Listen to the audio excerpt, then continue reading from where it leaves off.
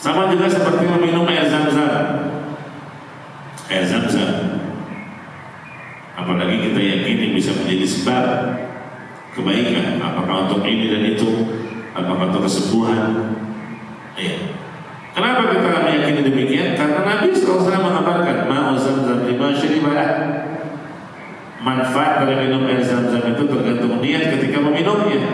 Makanya kalau minum air zam-zam, ya, sebelumnya baca bismillah dan berdoa kepada Allah, ya, mengharaplah keberkahan dari air tersebut untuk apapun.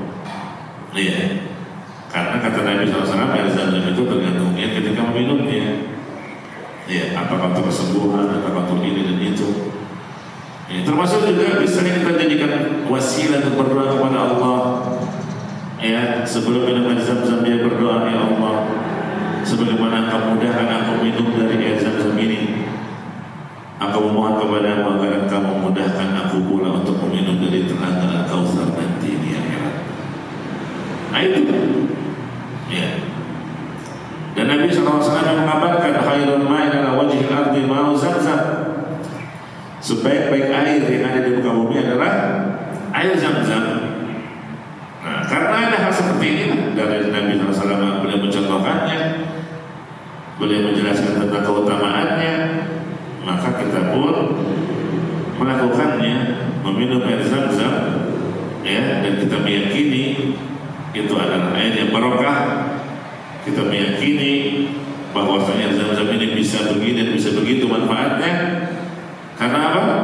Karena berdasarkan perintah, ya, dari Nabi SAW. Kalau seandainya tidak ada perintah dari Nabi, Nabi tidak menjelaskan keutamaannya, tentu itulah kesyirikan. Kalau kita meyakini ada air yang bisa membawa manfaat, jelas? Nah, itu contoh, ya, kenapa kita mencium hajar aswad, karena ada perintah. Kenapa kita minum air zam-zam dan meyakini demikian, karena ada perintah. Ada demikian juga dengan malaikat. Kenapa dia sujud kepada Adam? Karena Allah yang memerintahkannya. Dan dia itu bukan dalam rangka beribadah kepada Adam, tapi dalam rangka beribadah kepada Allah. Gitu ya.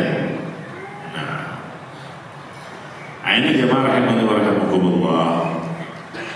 Jangan sampai kita memahami ayat tadi tentang pembangkangan iblis, nggak mau sujud, justru dianggap itu ahli tauhid yang kokoh tauhidnya, ya, seperti keyakinan orang-orang sufi ekstrim, ya.